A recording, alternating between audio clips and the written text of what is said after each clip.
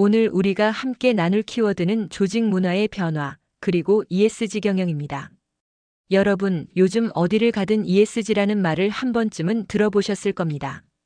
신문 기사에도, 기업 홍보 자료에도, 심지어는 취업 준비생들의 자기소개서에도 ESG가 빠지지 않고 등장합니다. 그런데 막상 ESG가 무엇인지, 왜 중요한지, 우리 조직과 어떤 관련이 있는지를 묻는다면 명확하게 답하기가 쉽지 않습니다.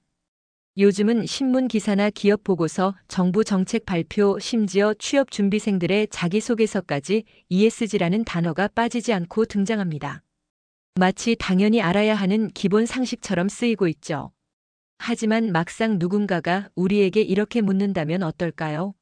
ESG가 정확히 무엇인지 설명해 보라고, 왜 지금 ESG가 중요한지 말해 보라고, 우리 조직의 현실과 어떻게 연결되는지 구체적으로 얘기해 보라고 질문한다면 쉽게 대답할 수 있을까요?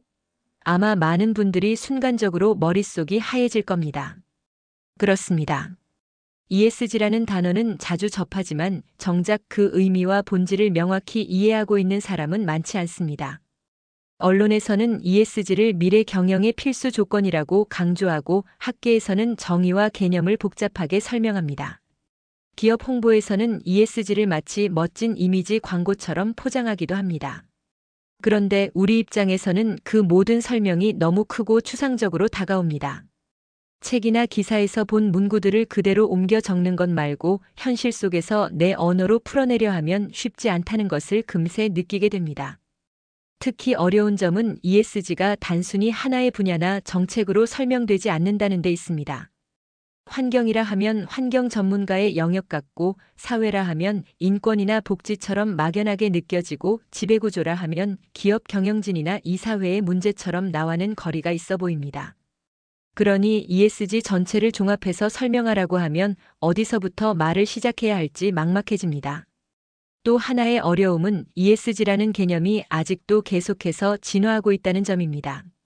어떤 책에서는 이렇게 정의하고 어떤 보고서에서는 또 다르게 풀어냅니다.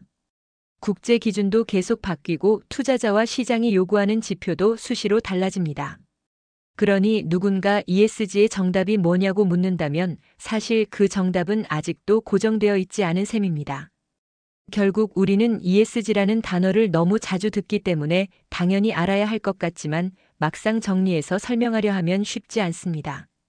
개념은 넓고 추상적이고 정의는 계속 바뀌고 현실은 당장 눈앞의 업무에 치여 있습니다. 그러다 보니 ESG라는 단어는 익숙하지만 동시에 낯설고 가까이 있는 것 같지만 여전히 멀리 있는 주제처럼 느껴집니다.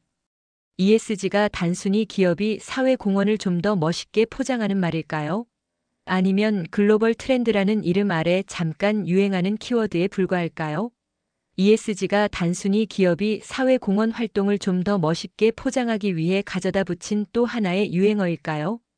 아니면 글로벌 트렌드라는 이름 아래에서 잠시 반짝하다가 곧 다른 단어로 대체될 일시적인 키워드에 불과할까요? 우리는 이런 질문 앞에서 쉽게 확신을 갖지 못합니다. 실제로 많은 기업들이 ESG라는 이름을 앞세워 멋진 보고서를 내고 광고 캠페인을 진행하며 이미지 개선을 꾀합니다. 그러다 보니 ESG라는 것이 본질보다는 외형, 진정성보다는 홍보에 가까운 것 아닌가 하는 의문이 자연스럽게 생기기도 합니다. 그렇다면 ESG라는 흐름이 과연 얼마나 오래 갈 수 있을까요? 단순히 시대의 유행어라면 언젠가는 다른 새로운 개념이 등장해 그 자리를 차지할 겁니다. 그렇다면 우리는 지금 ESG라는 단어가 진정한 변화의 기회인지 아니면 단순한 유행의 산물인지 분별해야 할 상황에 놓여 있는 것일지도 모릅니다. 하지만 문제는 그 경계가 그렇게 단순하지 않다는 겁니다. 어떤 기업은 ESG를 진심으로 실천하고 있는 것처럼 보이지만 다른 기업은 단순히 포장용으로만 사용하는 것 같기도 합니다. 또 어떤 경우에는 우리가 ESG라고 부르는 활동이 과거부터 해오던 사회 공헌이나 윤리 경영과 크게 다르지 않아 보이기도 합니다. 그렇다면 ESG는 정말 새로운 개념일까요? 아니면 오래된 이야기의 이름만 바뀐 것일까요? 이처럼 ESG를 바라보는 시각에는 늘 두 가지 가능성이 공존합니다. 하나는 ESG가 앞으로의 경영과 사회를 바꿔나갈 중요한 프레임이라는 기대이고, 다른 하나는 그저 잠깐 등장했다가 사라질지도 모르는 트렌드라는 회의입니다. 우리는 지금 그 중간 지점에 서 있는 셈입니다. 그래서 ESG가 단순한 포장인지 진짜 변화의 언어인지는 쉽게 단정할 수 없습니다. 저는 오늘 이 자리에서 이런 질문을 함께 던져보고 싶습니다. 왜 지금 ESG인가? 과거에도 기업들은 이윤을 추구하면서 동시에 사회적 책임을 이야기해왔습니다. 환경 캠페인도 했고 기부나 봉사활동 같은 CSR 활동도 꾸준히 해왔습니다. 그런데 왜 하필 지금 ESG라는 단어가 이렇게까지 강조되는 걸까요? 왜 하필 지금 ESG일까요? 사실 기업이 사회적 책임을 이야기한 건 어제 오늘의 일이 아닙니다. 기업들은 언제나 이윤을 추구하는 동시에 사회적 가치를 고려해야 한다는 목소리를 들어왔습니다. 이미 수십 년 전부터 기업들은 환경 캠페인을 벌였고 각종 사회 공헌 프로그램을 운영했습니다. 지역사회와 함께하는 기부 활동이나 임직원 봉사활동, 윤리 경영을 강조하는 슬로건들도 낯설지 않았습니다. 그러니 ESG라는 단어가 처음 등장했을 때 많은 사람들은 어쩌면 이렇게 생각했을지도 모릅니다. 그거 결국 우리가 예전부터 하던 사회 공헌 활동을 새로운 이름으로 부르는 것 아닐까 하고 말입니다. 그런데 묘한 점은 그럼에도 불구하고 지금 ESG라는 단어가 전 세계적으로 그리고 우리 사회 곳곳에서 이렇게까지 크게 부각되고 있다는 사실입니다. 정부 정책에서도 투자자들의 요구에서도 언론 기사와 학계의 연구에서도 심지어 취업준비생들의 이력서와 면접 답변에서도 ESG는 빠지지 않고 등장합니다. 그야말로 하나의 거대한 화두가 되어버린 것이죠. 여기서 우리는 자연스럽게 다시 묻게 됩니다. 과거에도 CSR이라는 이름 아래 다양한 활동을 해왔는데 도대체 무엇이 달라졌길래 지금은 ESG가 이렇게 강조되는 걸까? 단순히 기업 이미지 개선이나 사회 공헌의 연장선이라면 왜 이토록 강력한 압박과 주목을 받고 있는 걸까? 그저 새로운 시대의 트렌드로 잠시 반짝하는 것이라면 왜 이렇게 많은 기업들이 서둘러 대응하고 전략을 바꾸고 심지어 조직의 정체성까지 ESG 중심으로 재편하려 하는 걸까? 이 질문은 단순한 호기심을 넘어 우리 모두에게 무겁게 다가옵니다. 왜냐하면 ESG라는 단어가 등장한 것 자체보다 왜 하필 지금, 왜 이 시점에 전 세계가 ESG를 이야기하기 시작했는지가 더 중요한 의미를 담고 있기 때문입니다. 하지만 정답은 쉽게 나오지 않습니다. 그 이유를 단정할 수 없기에 우리는 더 많은 질문을 던지게 됩니다. 지금의 ESG 열풍은 단순히 유행일까요? 아니면 시대의 필연일까요? 과거의 CSR과 본질적으로 다른 새로운 패러다임일까요? 아니면 기존 활동을 포장하는 또 하나의 이름일 뿐일까요? 그 배경에는 크게 세 가지 흐름이 있습니다. 하지만 그게 무엇인지 단번에 떠올리기는 쉽지 않습니다. 어떤 사람은 사회 전반의 가치관이 달라진 결과라고 말하기도 하고 또 어떤 사람은 시장의 논리 속에서 불가피하게 등장한 흐름이라고 보기도 합니다. 혹자는 국제사회에서 만들어낸 규범과 압력이 작동한 결과라고 설명하기도 하지요. 분명한 건 지금 ESG라는 거대한 키워드가 단순히 한두 가지 이유로 등장한 것이 아니라는 사실입니다. 시대의 변화를 읽는 세 가지 거대한 축, 그 흐름이 교차하면서 오늘 우리가 마주한 현실이 만들어졌다는 점만큼은 분명합니다. 그런데 정작 그 세 가지 흐름이 무엇인지 질문을 던지면 쉽게 답하기가 어렵습니다. 뉴스에서 단편적으로 접한 기업 홍보 자료에 나오는 문구 혹은 강의에서 스쳐 지나간 몇 가지 사례를 떠올려보지만 막상 전체 그림을 그리기는 쉽지 않습니다. 우리가 체감하는 변화는 분명 존재하는데 그 근본적 이유와 맥락을 짚어내는 일은 생각보다 복잡하고도 방대한 작업이기 때문입니다. 그래서 이 질문은 우리에게 계속 머물게 됩니다. 그 배경에 놓인 세 가지 흐름은 과연 무엇일까? 단순히 기업의 이미지 관리 차원에서 등장한 것일까? 아니면 인류 전체가 직면한 시대적 도전에 대한 응답일까? 혹은 투자의 관점, 사회적 요구, 그리고 정책적 압력이 서로 얽히며 만들어낸 복합적인 산물일까? 답은 쉽게 나오지 않습니다. 하지만 분명한 것은 그 세 가지 흐름을 이해하지 못한다면 ESG라는 화두도 피상적으로만 머물 수밖에 없다는 점입니다. 그래서 우리는 지금 이 질문 앞에 서 있습니다. 과연 그 배경에는 어떤 거대한 흐름이 숨어 있을까요? 첫째, 환경 문제의 심각성입니다. 기후변화, 탄소 중립, 에너지 위기. 이제는 단순히 환경단체의 주장이나 과학자들의 경고가 아닙니다. 폭염과 홍수, 가뭄과 미세먼지 같은 문제는 우리의 일상에 직접적인 영향을 미치고 있습니다. 기업도 더 이상 환경을 외면할 수 없습니다. 소비자와 투자자는 기업이 환경을 어떻게 고려하는지 묻고 있습니다. 오늘날 우리가 살아가는 세상에서 환경 문제는 더 이상 추상적인 개념이나 미래 세대의 과제가 아닙니다. 기후변화라는 단어는 이제 뉴스에서나 과학 보고서에서만 등장하는 것이 아니라 우리의 일상 속에서 매일 피부로 체감되는 현실이 되었습니다. 불과 몇십 년 전만 하더라도 기후 문제는 일부 환경단체의 주장이나 과학자들의 경고처럼 들렸습니다. 하지만 지금은 어떻습니까? 여름마다 반복되는 기록적인 폭염, 예측 불가능한 집중호우, 길게 이어지는 가뭄, 계절과 관계없이 기승을 부리는 미세먼지까지 모두가 우리가 매일 겪는 현실이 되었습니다. 이제 환경 문제는 더 이상 특별한 사람들만의 이슈가 아닙니다. 지구촌 구석구석에서 일어나는 변화들이 결국 우리 집 앞마당, 우리 사무실, 우리 아이들의 교실까지 파고들고 있습니다. 매년 여름 냉방비 폭등으로 인한 가계의 부담, 농산물 가격 폭등으로 이어지는 식탁 물가 불안, 호우와 가뭄으로 인한 생활 불편은 단순히 불편함을 넘어서 생존의 문제로까지 다가옵니다. 기후 위기가 더 이상 미래형 문장이 아닌 현재형 문장으로 다가오는 순간 우리는 깨닫게 됩니다. 환경 문제를 외면하는 것은 곧 우리 자신을 외면하는 일이라는 사실을 말이죠. 이 변화는 기업에도 직접적인 질문을 던지고 있습니다. 이제 기업은 단순히 이윤을 내는 존재로만 남을 수 없습니다. 소비자는 기업이 어떤 제품을 만드는지뿐 아니라 그것을 만드는 과정에서 얼마나 친환경적인 방식을 택했는지를 묻습니다. 포장재는 재활용이 가능한가, 생산 과정에서 얼마나 탄소를 배출하는가, 물류 과정에서 환경 부담을 줄이기 위해 어떤 노력을 하는가. 이런 질문은 더 이상 일부 환경운동가만의 이야기가 아닙니다. 평범한 소비자들이, 특히 젊은 세대의 소비자들이 점점 더 자주, 더 구체적으로 던지는 질문입니다. 투자자들 역시 다르지 않습니다. 이제 투자자는 단순히 재무제표상의 이익만 보지 않습니다.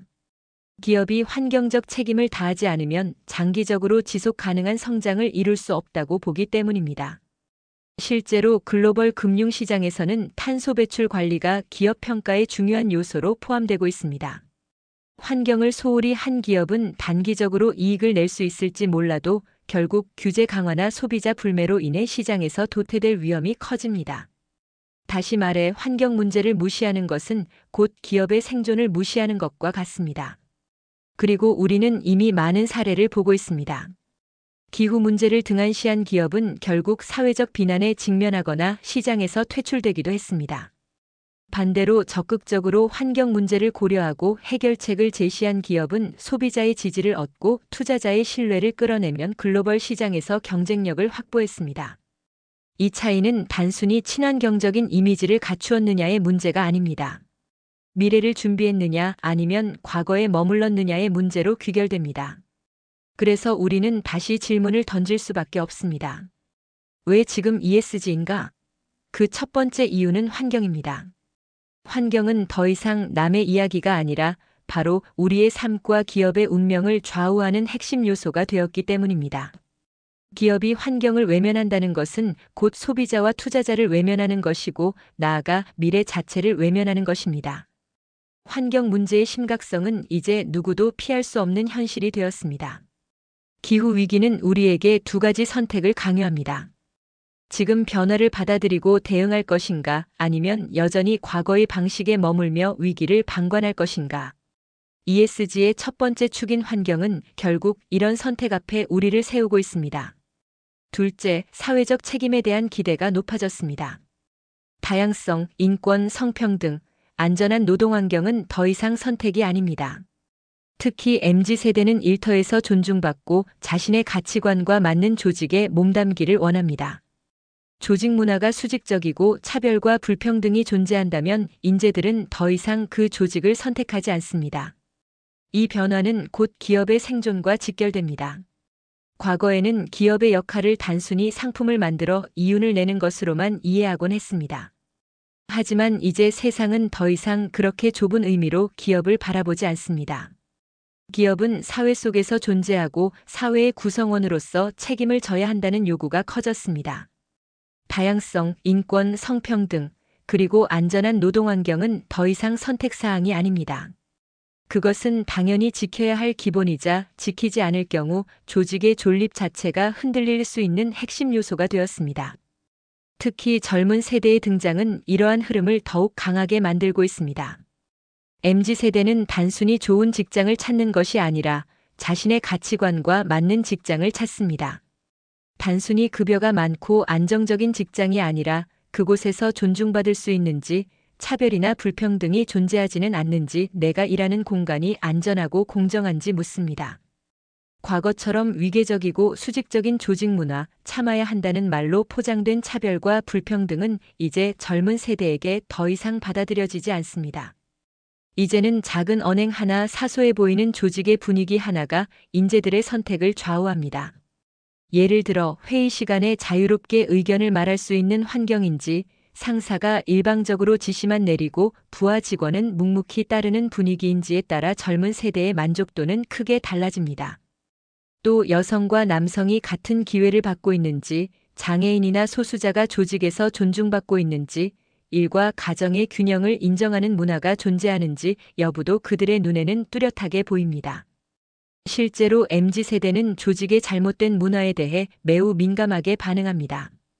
예전 세대가 그냥 참고 다녔다고 말하는 상황도 MZ세대에게는 굳이 이런 환경에서 일할 이유가 없다라는 판단으로 이어집니다.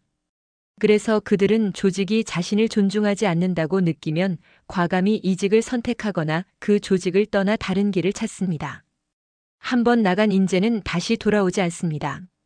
이 흐름은 단순히 개인의 태도가 아니라 세대 전체의 문화적 변화입니다.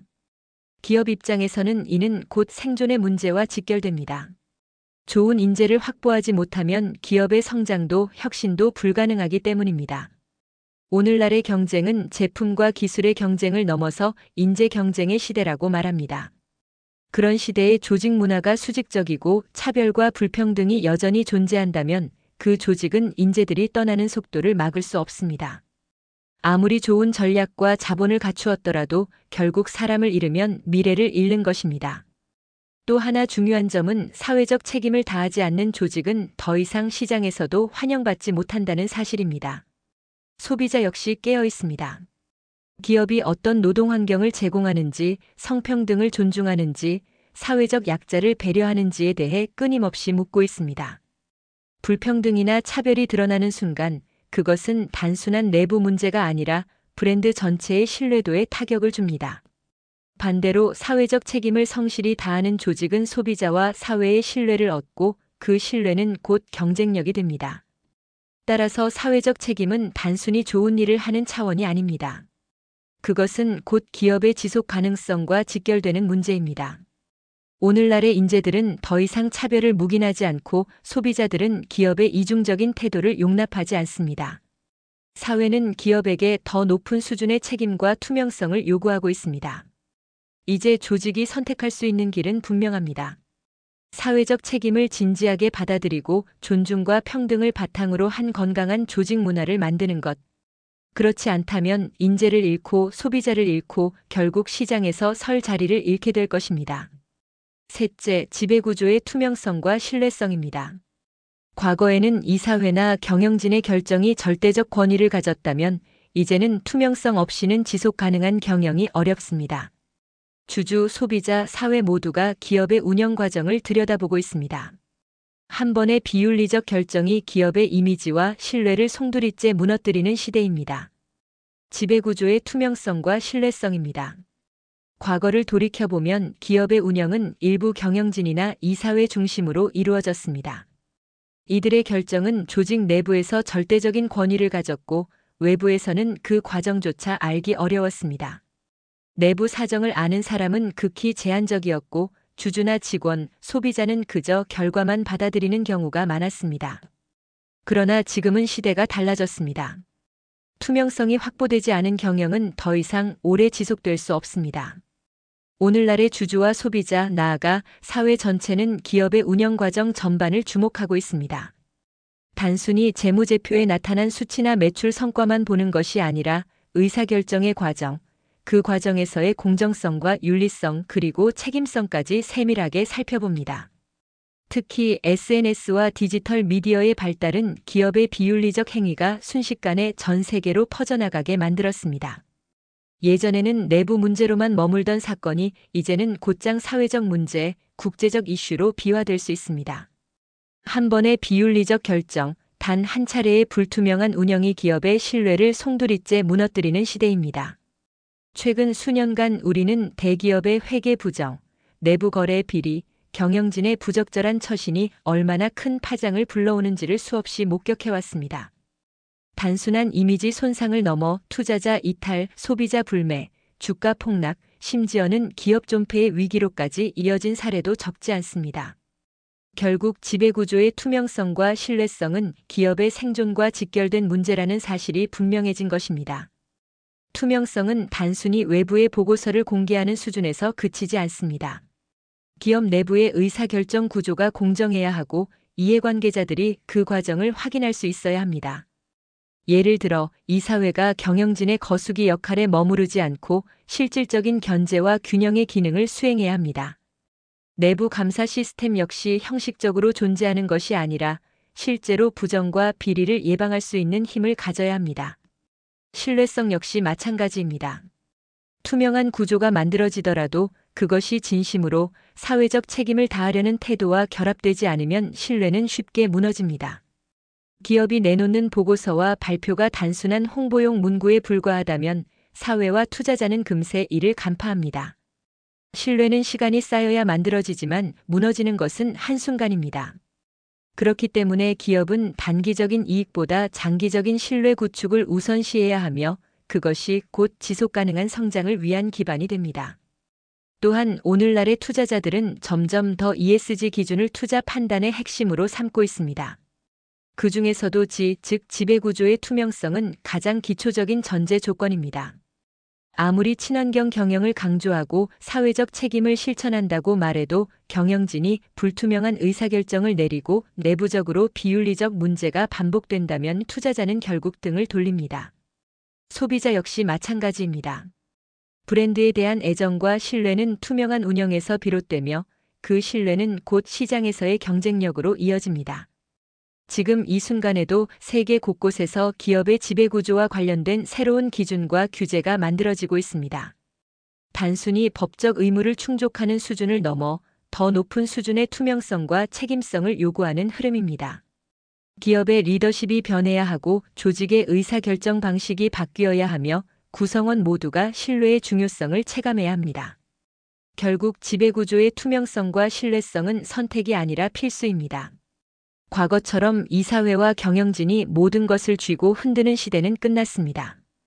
이제는 주주, 소비자, 직원, 그리고 사회 전체가 함께 기업의 시계를 들여다보고 있습니다. 기업이 이를 외면하는 순간 그 기업은 더 이상 미래로 나아갈 수 없습니다. 그렇다면 이 세 가지 흐름, 즉 환경 인바이런먼트, 사회 소셜, 지배구조 거버넌스를 아우르는 ESG는 단순한 유행어가 아니라는 것을 알 수 있습니다. 이것은 기업이 앞으로도 살아남기 위해 반드시 통과해야 할 문턱이자 우리 조직이 지속 가능성을 확보하는 핵심 전략입니다. 여기서 중요한 포인트는 ESG가 제도나 정책의 문제가 아니라는 점입니다. ESG는 결국 우리 조직의 문화와 맞닿아 있습니다. 조직 안에서 어떤 방식으로 일하고 어떤 가치를 중요하게 여기며 서로를 어떻게 대하는지가 ESG 실천의 출발점입니다. 다시 말해 조직 문화가 변하지 않으면 ESG는 보여주기식 행사로 끝나고 맙니다. 과거의 기업 문화를 떠올려 보면 가장 먼저 생각나는 키워드는 연공서열과 위계질서입니다. 직급과 나이에 따라 말 한마디, 행동 하나에도 큰 차이가 있었고 위에서 내리는 지시를 그대로 따르는 것이 조직 생활의 기본처럼 여겨졌습니다. 상사의 눈치를 보며 보고서를 만들고 퇴근 시간 이후에도 상사가 남아있으면 자연스럽게 자리를 지켜야 했던 문화는 오랫동안 당연한 것처럼 자리 잡고 있었습니다. 성과보다는 충성심이 더 크게 평가되었고 개인의 의견이나 창의성보다는 집단의 질서를 유지하는 것이 중요하게 여겨졌습니다. 회식 문화 또한 대표적인 예입니다. 업무 외 시간까지도 조직을 위해 쓰는 것이 미덕처럼 여겨졌고 개인의 사생활은 뒷전으로 밀려나곤 했습니다. 반면 현재의 기업 문화는 이와 크게 달라졌습니다. 수직적인 질서보다 수평적인 소통을 강조하고 직급이나 나이보다 전문성과 성과가 더 중요한 평가 기준이 되고 있습니다. 회의에서도 상사가 일방적으로 지시하기보다 다양한 구성원이 자유롭게 의견을 내고 토론하는 문화가 점점 자리 잡고 있습니다. 과거에는 상사 앞에서 침묵이 안전했다면 지금은 오히려 적극적으로 의견을 제시하는 태도가 긍정적으로 평가되는 시대가 된 것입니다. 또한 과거 기업 문화에서는 조직을 위해 개인이 희생하는 것이 미덕이었다면 현재는 일과 삶의 균형, 즉 워라밸이 중요한 가치로 자리 잡고 있습니다. 야근을 줄이고 정해진 시간 안에서 성과를 내는 것이 강조되며 퇴근 이후의 시간은 온전히 개인의 자유로 존중받습니다. 휴가를 눈치 보지 않고 당당히 사용하는 것이 자연스러워졌고 개인의 삶을 존중하지 않는 조직은 더 이상 젊은 세대에게 매력적인 선택지가 되지 못합니다. 과거 기업 문화는 조직의 충성심과 집단주의를 통해 단기간에 성과를 이끌어낼 수 있었지만 장기적으로는 창의성과 다양성을 억압하는 한계가 있었습니다. 반대로 현재의 기업 문화는 개인의 자율성과 다양성을 존중함으로써 더 창의적이고 혁신적인 아이디어가 나올 수 있는 환경을 만들고 있습니다. 물론 수평적 문화가 항상 순탄한 것은 아닙니다. 때로는 책임 소재가 모호해지거나 지나친 자유로움이 효율성을 해칠 수 있다는 우려도 있습니다. 그러나 분명한 것은 시대의 변화 속에서 기업 문화 역시 끊임없이 진화하고 있다는 점입니다. 과거와 현재의 차이는 회식 문화에서도 두드러집니다. 예전에는 회식이 상명하복의 연장선처럼 느껴졌고 술을 권하거나 끝까지 자리를 지키는 것이 일종의 의무로 여겨졌습니다. 하지만 지금은 회식 문화도 달라지고 있습니다. 자율 참여를 원칙으로 하고 술이 아닌 다양한 활동으로 동료들과 교류하는 방식이 늘고 있습니다. 회식이 업무의 연장이 아니라 진정한 소통과 휴식의 장으로 변하고 있는 것입니다. 또 다른 변화는 기술의 발전과 함께 나타난 업무 방식의 차이입니다. 과거에는 서류의 도장을 받아야 결제가 이루어졌고 모든 보고는 대면으로 진행되었습니다. 그러나 지금은 전자결제와 화상회의, 메신저를 통한 빠른 소통이 일상화되었습니다. 이는 단순히 업무의 편리함을 넘어서 조직 문화 전반을 수평적이고 유연하게 변화시키는 중요한 계기가 되고 있습니다.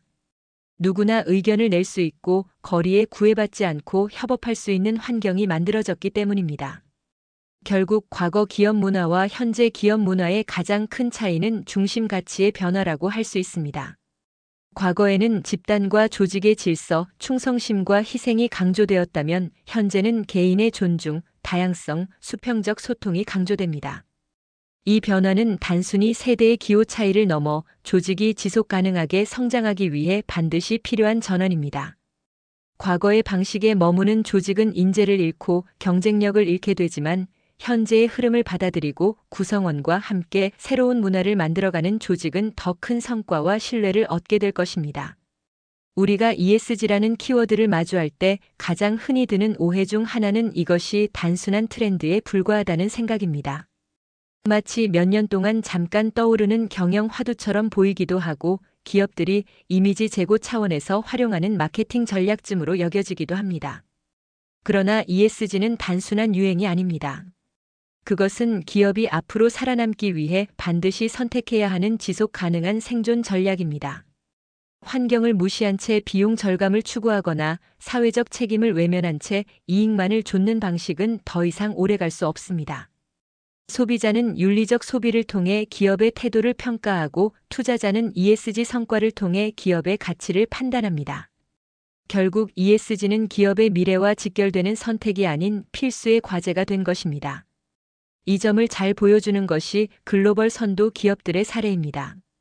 예를 들어 애플은 단순히 혁신적인 제품만으로 주목받는 것이 아닙니다. 이미 몇 년 전부터 모든 자사시설을 100% 재생에너지로 운영하겠다는 목표를 세우고 실제로 글로벌 본사와 데이터 센터에 이를 적용하고 있습니다. 더 나아가 협력업체들에게도 같은 기준을 요구하면서 공급망 전체를 친환경적으로 전환해 나가고 있습니다. 이러한 노력은 단순히 환경 캠페인 차원이 아니라 애플이 전 세계 소비자와 투자자에게 신뢰를 유지하고 기업의 지속 가능성을 확보하기 위한 전략적 선택입니다. 유니레버 역시 대표적인 사례로 꼽힙니다. 이 회사는 서스테이너블 리빙 플랜 SUSTAINABL이 리빙 플랜이라는 장기 전략을 세워 단순한 이윤 창출이 아니라 사회와 환경에 긍정적인 영향을 미치는 기업으로 자리매김하려 했습니다. 실제로 유니레버는 다양한 브랜드를 통해 환경 친화적인 제품을 선보이고 인권 노동권 문제에도 적극적으로 대응해 왔습니다. 이런 행보는 단순히 기업의 이미지를 좋게 만들기 위한 것이 아닙니다. 유니레버는 이를 통해 장기적인 고객 충성도를 확보하고 새로운 시장에서 경쟁 우위를 가지게 되었으며 투자자들에게도 안정성과 신뢰성을 보여주었습니다. 이처럼 글로벌 기업들이 앞다투어 ESG 전략을 도입하고 강화하는 이유는 ESG가 이미 투자와 평가의 핵심 지표로 자리 잡았기 때문입니다. 과거에는 기업의 재무 성과만으로 투자 여부를 판단했다면 지금은 비재무적 요소, 즉 환경과 사회, 지배구조 측면이 종합적으로 고려됩니다. 투자자들은 단순히 단기적 이익을 추구하지 않습니다. 환경 규제를 지키지 않거나 사회적 신뢰를 잃은 기업은 언제든지 위기를 맞을 수 있음을 알고 있기 때문입니다. 실제로 글로벌 주요 투자 기관들은 ESG 성과를 평가하는 별도의 기준을 마련하고 있고 국제적인 신용평가사들 또한 ESG 요인을 반영한 평가를 강화하고 있습니다. 이 흐름은 결국 ESG를 무시하는 기업은 투자 시장에서 외면당할 수밖에 없다는 것을 의미합니다. 단순히 제품을 잘 만드는 것만으로는 부족합니다.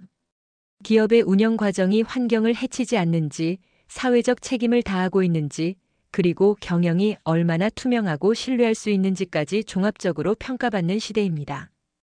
즉, ESG는 기업의 이미지 관리 차원을 넘어 자본시장에서 살아남기 위한 필수 기준으로 굳어지고 있는 것입니다. 정리하자면 ESG는 이제 더 이상 유행처럼 스쳐 지나가는 단어가 아닙니다. 그것은 기업의 미래 생존을 결정짓는 근본적 전략이자 글로벌 스탠다드로 자리 잡았습니다. 애플과 유니레버 같은 기업들의 사례는 이를 잘 보여주고 있으며 투자자와 시장의 평가 기준 또한 이미 ESG를 중심으로 재편되었습니다. 따라서 ESG를 진지하게 받아들이지 않는 기업은 경쟁에서 도태될 수밖에 없습니다.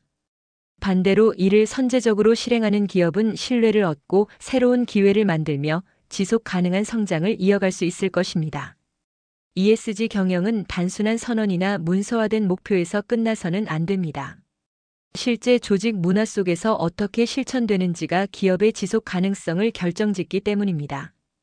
국내에서도 많은 기업들이 ESG를 조직 문화의 핵심 전략으로 삼고 다양한 혁신적 실천을 이어가고 있습니다.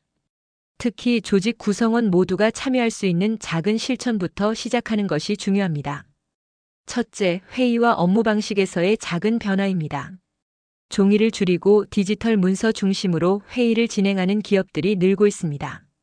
전통적으로 보고서와 결제 서류는 종이에 출력되어 회의실을 오가곤 했지만 ESG를 실천하는 기업들은 전자결제 시스템을 적극 활용하고 회의 자료도 온라인 플랫폼에서 공유합니다.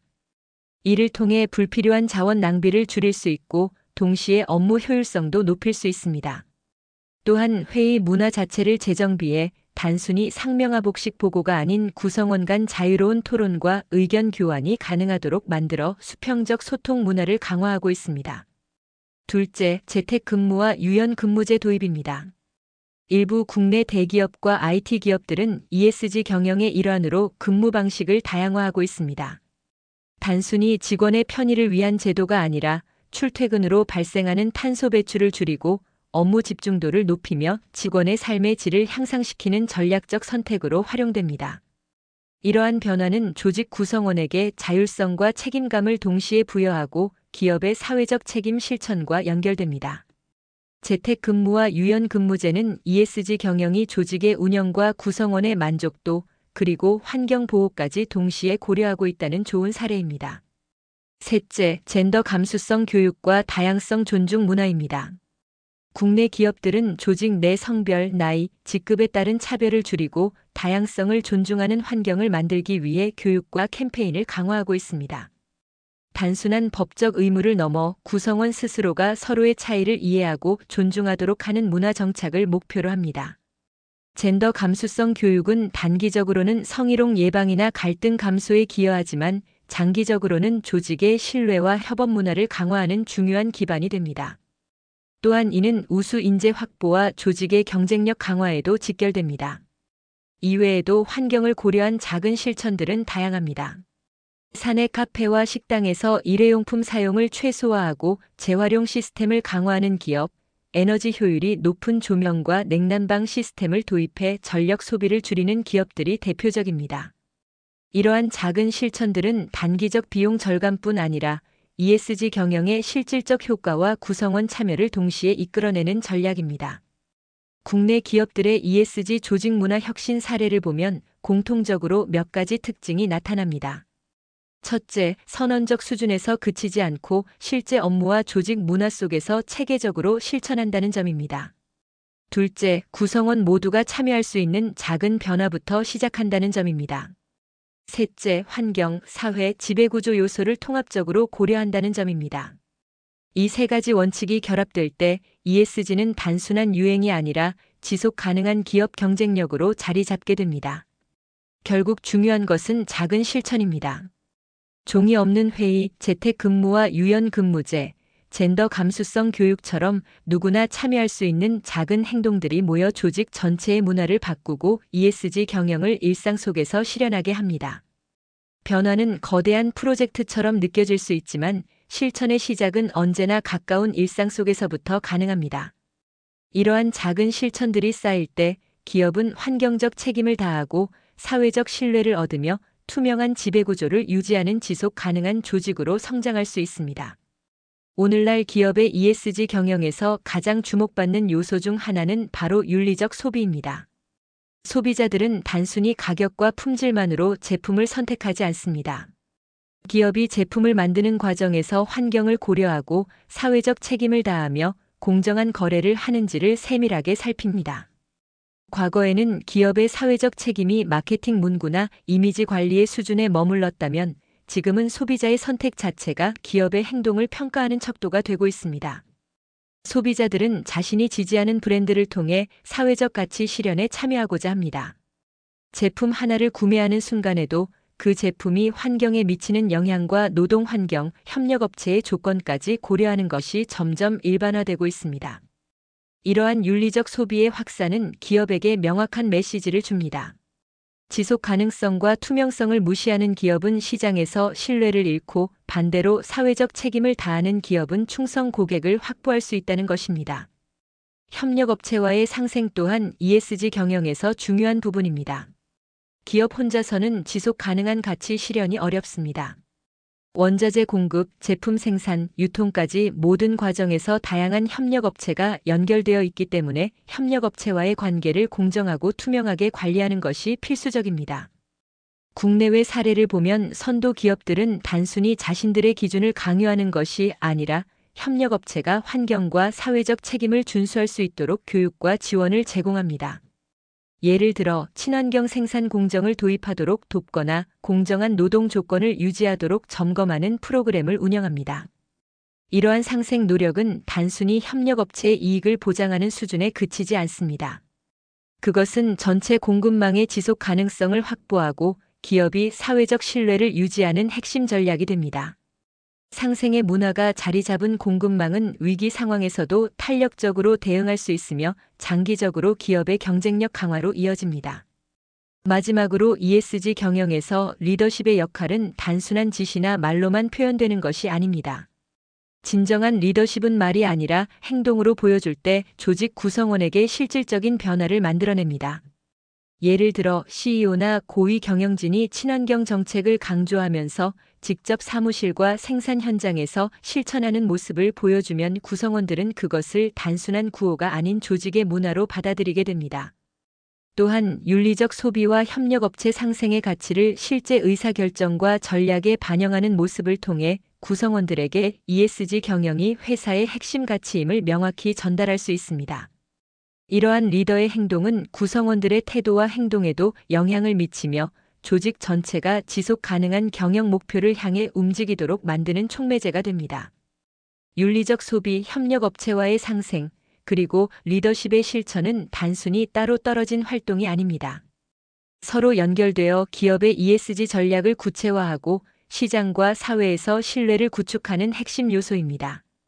윤리적 소비를 존중하며 협력업체와의 공정한 관계를 유지하고 리더가 행동으로 솔선수범할 때 기업은 단기적 성과를 넘어 장기적 경쟁력과 지속 가능성을 확보할 수 있습니다. ESG 경영은 이제 더 이상 선택이 아닌 필수이며 이를 실현하는 과정에서 나타나는 세 가지 요소는 기업이 살아남고 성장하기 위한 근본적인 전략이 됩니다. ESG 경영을 논할 때 가장 먼저 강조해야 하는 것은 ESG는 단순한 제도가 아니라 조직의 문화라는 점입니다. 흔히 기업들은 ESG를 규정과 규제, 보고서 작성, 평가 지표로만 이해하고 접근하기 쉽습니다. 예산을 배정하고 제도적 장치를 마련하며 평가를 위한 체크리스트를 만드는 것만으로 ESG를 수행했다고 착각하기도 합니다. 그러나 ESG는 문서와 제도만으로 완성되는 것이 아닙니다. 그것은 기업의 일상과 조직 문화 속에서 살아 움직여야 하며 구성원 모두가 공감하고 참여할 때 비로소 진정한 의미를 갖습니다. 문서화된 정책은 형식적 요건을 충족할 수 있을지 모르지만 그 자체만으로는 지속 가능성과 사회적 신뢰를 확보할 수 없습니다. 결국 ESG의 핵심은 조직 구성원의 사고와 행동, 그리고 이를 바탕으로 한 문화적 실천에 있습니다. 두 번째 핵심 메시지는 조직 문화의 변화 없이는 ESG가 보여주기식으로 끝날 수밖에 없다는 사실입니다. 아무리 환경 정책을 세우고 사회적 책임과 투명한 지배구조를 강조해도 구성원들의 일상적 행동과 조직 내 관행이 바뀌지 않으면 ESG는 공허한 선언으로 전락합니다. 예를 들어 친환경 정책을 외치면서도 여전히 불필요한 인쇄물과 자원을 낭비하거나 다양성과 포용을 강조하면서도 실제 의사결정 과정에서는 수직적 권위가 우선되는 조직이라면 ESG는 단순히 외부 평가용 구호에 불과합니다. 실제로 많은 기업들이 ESG 보고서를 발간하고 평가 점수를 관리하는 데 집중하지만 구성원들의 행동과 태도를 변화시키지 못한 채 단기적 실적이나 이미지 제고로만 활용할 경우 사회적 신뢰는 확보되지 않고 지속 가능성은 위협받습니다. 따라서 ESG 경영에서 가장 중요한 과제는 제도적 장치를 넘어 조직 문화 자체를 바꾸는 것입니다. 마지막으로 강조할 점은 ESG 경영은 작은 변화에서 시작해 큰 변화를 이끌어야 한다는 사실입니다. 거대한 선언이나 한 번에 이루어지는 혁신적 프로젝트만으로는 조직 전체의 문화를 바꾸기 어렵습니다. 작은 실천들이 모여야 비로소 조직 내에 지속 가능한 변화가 자리 잡을 수 있습니다. 예를 들어 회의에서 종이 사용을 줄이고 재택근무나 유연근무제를 통해 업무 효율과 환경 보호를 동시에 달성하며 젠더 감수성 교육과 다양성 존중 문화를 일상에 녹여내는 것부터 시작할 수 있습니다. 이러한 작은 실천은 구성원 모두가 체감할 수 있는 변화로 이어지고 점차 조직 전반의 가치관과 행동 양식에 스며들게 됩니다. 작은 행동 하나하나가 모여 조직의 습관이 되고 결국 기업 전체의 ESG 문화로 확장됩니다. 정리하자면 ESG는 단순한 규정이나 평가 지표가 아니라 조직 구성원 모두가 공유하고 체화해야 하는 문화입니다. 조직 문화의 변화가 동반되지 않으면 ESG는 보여주기식 선언으로 그치고 말며 지속 가능한 성과를 내기 어렵습니다. 그러나 작은 실천에서 시작하면 그 영향력은 점점 확대되어 조직 전체의 가치관과 행동 양식을 바꾸고 기업의 지속 가능성과 사회적 신뢰를 동시에 확보할 수 있습니다. 기업이 진정으로 ESG를 실현하려면 문서와 정책에 머무르지 않고 구성원들의 사고와 행동, 그리고 조직 문화 전반에 스며드는 변화를 만들어내는 것, 이것이야말로 ESG 경영의 핵심 전략입니다. 오늘 강의를 통해 우리가 살펴본 ESG 경영의 핵심은 단순히 규정과 제도를 갖추는 것에 있지 않습니다. ESG는 말 그대로 기업의 문화이며 구성원 한 사람 한 사람의 사고와 행동 속에서 실천될 때 의미를 갖습니다. 환경, 사회, 지배구조 어느 하나도 외부 평가를 위한 형식적 장치로만 존재해서는 안 되며 조직 문화 속에서 살아 움직여야 비로소 지속 가능성을 확보할 수 있습니다. 조직 문화가 바뀌지 않은 상태에서의 ESG는 보여주기식 선언에 불과합니다. 화려한 보고서와 평가 점수는 단기적으로는 기업의 이미지를 관리하는 데 도움이 될 수 있지만 근본적으로 구성원들의 참여와 공감, 실천이 없다면 그 효과는 오래가지 못합니다. 우리는 이러한 현실을 인지하고 작은 변화부터 시작해야 합니다. 종이 없는 회의, 재택근무와 유연근무제, 젠더 감수성 교육과 다양성 존중 문화, 윤리적 소비와 협력업체 상생 같은 작은 실천들이 모일 때 조직 전체가 점차 ESG 문화를 체화하게 됩니다. 작은 실천 하나하나가 쌓여 조직의 습관을 바꾸고 결국 기업 전체의 가치관과 행동 양식까지 바꾸는 힘을 갖게 됩니다. 마지막으로 강조하고 싶은 점은 ESG는 선택이 아닌 필수이며 기업의 지속 가능성과 신뢰 나아가 경쟁력과 직결된다는 사실입니다. 구성원 한 사람 한 사람의 참여와 리더의 솔선수범, 그리고 일상 속 작은 변화가 모일 때 조직은 진정한 ESG 문화를 만들어낼 수 있습니다. 오늘 강의를 통해 여러분이 얻은 통찰과 사례들이 단순한 지식으로 머무르지 않고 실제 조직 속에서 행동과 실천으로 이어지기를 바랍니다. 변화를 향한 첫걸음은 언제나 작지만 의미 있는 실천에서 시작됩니다. ESG는 결국 말이 아닌 행동, 선언이 아닌 문화, 형식이 아닌 실천에서 완성됩니다. 오늘의 논의를 통해 우리 각자가 속한 조직에서 ESG가 단순한 유행어로 끝나지 않고 실제로 살아 숨쉬는 문화로 자리 잡도록 고민하고 행동하는 계기가 되기를 기대합니다.